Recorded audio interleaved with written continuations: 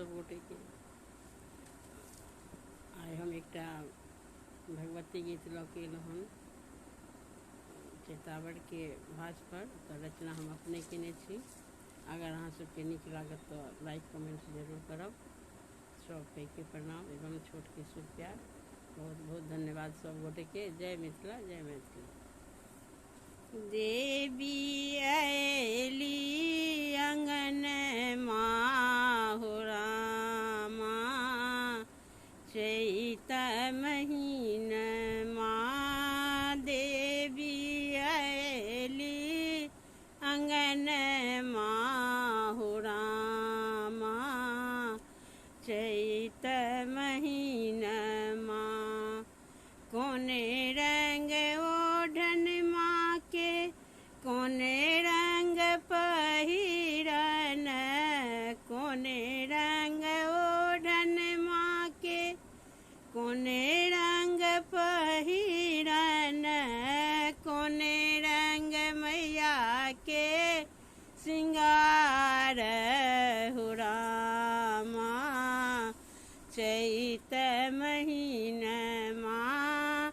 कोने रंग मैया के सिंगार हो रामा, चैत महीन माँ। देवी अयली अंगन माहु रामा, चैत महीन माँ।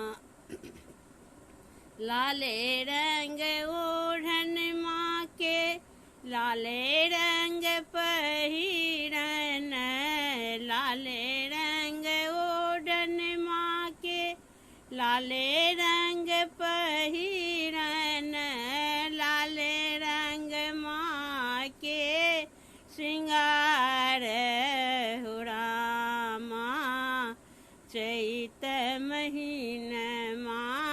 लाले रंग माँ के श्रृंगार हो रामा, चैत महीन माँ। देवी अयली अंगन माहु रामा, चैत महीन माँ। मांग के टीका चम चम चमके, मांग के टीका चम चम चमके, पैर में रुनु झुनु पायल हो रामा, चैत महीन माँ। पैर में रुनु झुनु पायल हो रामा, चैत महीन माँ। देवी अयली अंगन माहु रामा, चैत महीन माँ। सोना के थाली में व्यंजन परोसल, सोना के थाली में व्यंजन परोसल, मैया के भोग लगायब हो रामा, चैत महीन माँ। मैया के भोग लगायब हो रामा, चैत महीन माँ। देवी अयली अंगन माहु रामा, चैत महीन माँ।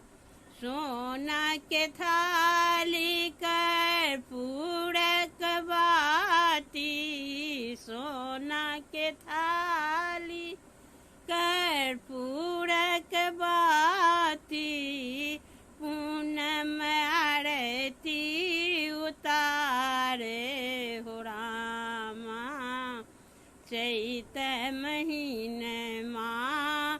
पूनम आरती उतारे हो रामा, चैत महीन माँ।